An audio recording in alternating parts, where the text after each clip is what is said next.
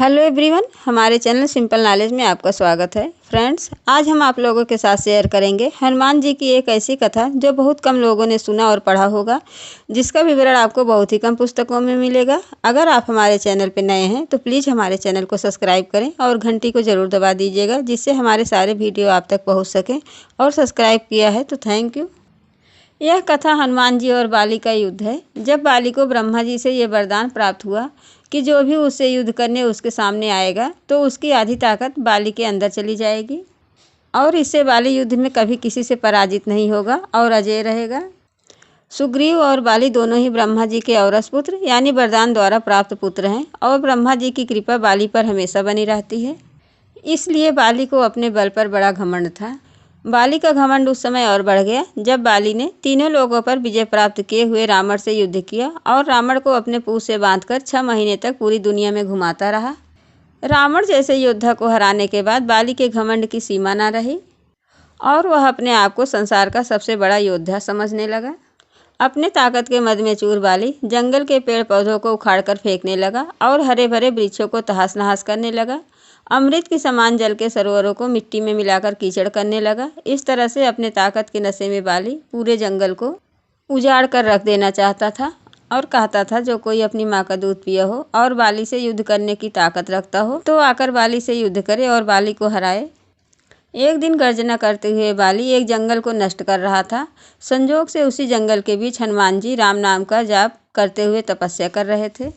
बाली की इस हरकत से हनुमान जी को राम नाम का जप करने में विघ्न पड़ने लगा और हनुमान जी बाली के पास जाकर बोले, हे वीरों के वीर, हे ब्रह्मअंश राजकुमार बाली, क्यों इस शांत जंगल को अपने बल की बलि चढ़ा रहे हो? हरे भरे पेड़ों को उखाड़ कर फेंक रहे हो, फलों से लदे वृक्षों को मसल रहे हो, अमृत समान सरोवरों को मलिन कर रहे हो। इससे तुम्हें क्या मिलेगा? तुम्हारे औरस पिता ब्रह्मा के वरदान स्वरूप कोई तुम्हें युद्ध में हरा नहीं सकता, क्योंकि जो तुमसे युद्ध करने आएगा उसकी आधी शक्ति तुम्हारे अंदर चली जाएगी। इसलिए हे कपि राजकुमार, अपने इस घमंड को शांत कर और राम नाम का जप कर। इससे तेरे लोक परलोक दोनों सुधर जाएंगे और तुझे अपने बल का घमंड भी नहीं होगा। इतना सुनते ही बाली अपने घमंड के मद में चूर हनुमान जी से बोला, हे तुच्छ बानर, तू राजकुमार बाली को शिक्षा दे रहा है, जिसने विश्व के सभी योद्धाओं को जीत लिया है, जिसके एक हुकार से बड़ा पर्वत भी चूर चूर हो जाता है। जा तुच्छ बानर, और तू ही भक्ति कर राम नाम का। जिस राम की तू बात कर रहा है वो है कौन और उसे कौन जानता है? मैंने आज तक किसी राम का नाम नहीं सुना है और मुझे तू राम का नाम जपने की शिक्षा दे रहा है। हनुमान जी ने कहा, भगवान राम की महिमा अपरंपार है और वे तीनों लोकों के स्वामी हैं। भगवान राम वह सागर हैं जिसकी एक बूंद जिसे मिले वो भव सागर से पार हो जाता है। बाली बोला, अगर इतना ही महान है राम तो बुला, मुझसे युद्ध करें और मैं भी तो देखूं कितना बल है उसकी भुजाओं में। भगवान राम के विरुद्ध बाली के एक कटु शब्द हनुमान को क्रोध दिलाने के लिए काफी थे। हनुमान बोले, अय बल के घमंड में चूर बाली, तू क्या हराएगा भगवान राम को? पहले उनके इस तुच्छ सेवक को युद्ध में हरा कर दिखा, तब उनसे युद्ध करना।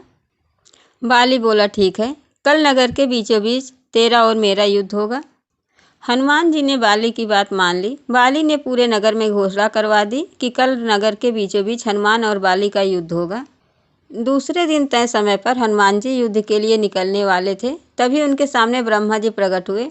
हनुमान जी ने ब्रह्मा जी को प्रणाम किया और कहा, आज मुझ जैसे तुच्छ बानर के घर आपके आने का क्या कारण है? ब्रह्मा जी बोले, हे अंजनी पुत्र, हे शिवांश, हे पवन पुत्र, हे राम भक्त हनुमान, मेरे पुत्र बाली को उसकी उदंडता के लिए क्षमा कर दो और युद्ध के लिए न जाओ। तब हनुमान जी ने कहा, हे प्रभु, बाली ने मेरे बारे में कहा होता तो मैं उसे क्षमा कर देता, लेकिन उसने मेरे आराध्य श्री राम के बारे में कहा है जिसे मैं सहन नहीं कर सकता।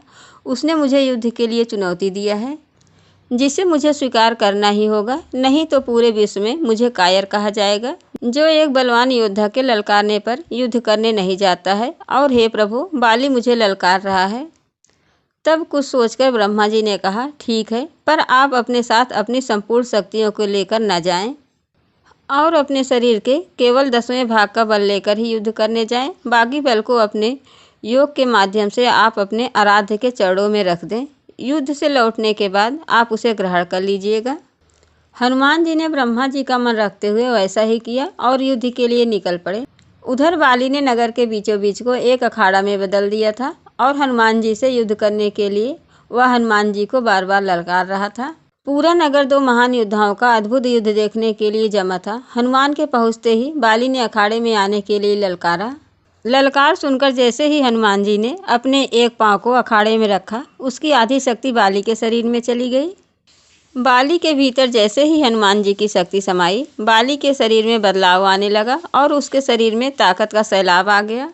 बल के प्रभाव से बाली का शरीर फूलने लगा और उसके शरीर से फटकर खून बहने लगा। बाली कुछ समझ नहीं पा रहा था। तभी ब्रह्मा जी प्रकट हुए और बोले, पुत्र बाली, जितना जल्दी हो सके यहाँ से अति दूर चले जाओ। और बाली ब्रह्मा जी की बात सुनकर सरपट दौड़ने लगा। कुछ समझ नहीं आ रहा था उसे। 100 मील तक दौड़ने के बाद बाली थक कर गिर गया और जब उसे होश आया तो ब्रह्मा जी को अपने सामने खड़ा पाया और वह बोला, यह सब क्या है? हनुमान से युद्ध करने से पहले मेरा शरीर फटना, फूलना और फिर आपका अचानक आना और कहना कि यहाँ से बहुत दूर चले जाओ। मैं कुछ समझ नहीं पा रहा हूँ। ब्रह्मा जी बोले, पुत्र, जब तुम्हारे सामने हनुमान जी आए तो उनका आधा बल तुम में समा गया, तब तुम्हें कैसा लगा? मुझे लगा जैसे मेरे शरीर में शक्ति की सागर लहरें ले रही हैं, जैसे समस्त संसार में मेरे तेज का सामना कोई नहीं कर सकता और ऐसा लग रहा था कि मेरा शरीर अभी फट जाएगा। तब ब्रह्मा जी बोले, बाली, मैंने हनुमान जी को उनके बल का केवल 10वां भाग लेकर ही युद्ध में भेजा था, पर तुम तो उनके 10वें भाग के आधे बल का भी नहीं संभाल पाए। सोचो, यदि हनुमान जी अपने समस्त बल के साथ युद्ध में जाते तो तुम उनके आधे बल से उसी समय फट जाते जब वह घर से युद्ध करने के लिए निकलते।